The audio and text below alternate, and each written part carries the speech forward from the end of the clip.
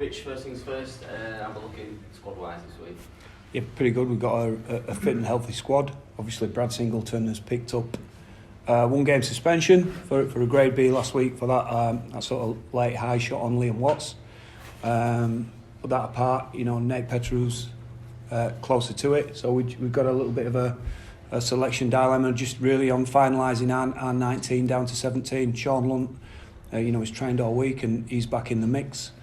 And we're fit and healthy after a fairly tough game last week. What's confidence like as well with these wins back to back?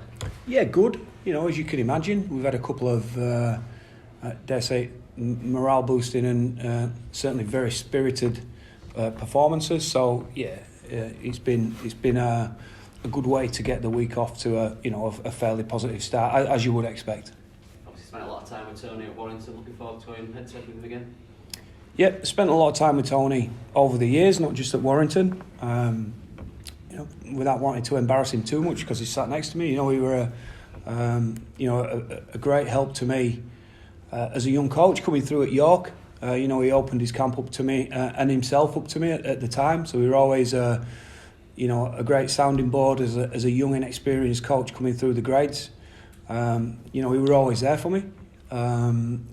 Still to this day. I feel some of the values that Tony possesses and implements in his teams and his squad are values that will stand rugby league the test of time over hundreds of years, and really true to the game, if that makes sense. And some of those values I still have them, within my coaching philosophy, for want of a better description, really. So I'll always be grateful to Tony, and obviously, we got the chance to work together at Warrington. We had some good times there and some tricky ones as well towards the end. Tony, you guys obviously on the back of Friday's loss at Wigan, how important is it now that you can sort of get that performance that you require this week? Yeah, it'd be good to get back to it. I think prior to that we've been pretty good for where we were at, and I thought last week we just lacked some of that energy levels that we've had in previous weeks, which can happen after you go through periods of time with putting in big efforts. And it was a little bit of a come down and a little bit of a kick up the backside for us, and that's the way we've approached it. Some things that we'd been doing better slipped away, and hopefully we can get back to not only where we were but a bit ahead of that. So good challenge for us. Squad-wise, Yeah, got a few selection issues myself. There'll be one or two that get left out from last week, I'd suggest. We've got George Lawler coming back, and one or two others that are in the mix as well. So we'll run the eye over them. We haven't announced the team or haven't even selected the team just yet, but there'll be a couple of sleepless nights for me, which is a good thing, rather than just having a bare 17, which we've had at different stages this year. So it's good to have decisions like that. So all good. How big a difference does Lawler make in terms of his defence, but his all-round work? Yeah, he's a good young player. He's a very good young player, and we've had him play a lot of minutes for a young man all season. And last week we felt it was the right thing to do to give him a break, and there were some signs that if we didn't, he might break. So rather than break him for the remainder of the season, we freshened him up and got him on a different training program for a week, but he's back in normal training this week, so it should be good.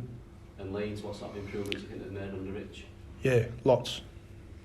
He's got the spirit back, he's got them working hard for each other, he's got the discipline particularly in their defence. And he's set some good platforms for the players to play by, and there was no doubt that was going to happen. He's a smart cookie, and he's given me some lovely words, but he's repaid me, and for anything that I've given him over the time, number of times over, he's been a great support to me as a coach. We were really good working together, I think, and he's certainly right up there in my esteem as coaches go. He's got good work ethic, he's got good ethics that go a long way. I know this sounds like a bit of a love-in between the two coaches. He knows we've coached against each other before. He knows it's a contest on Friday to see who can get the most out of their team.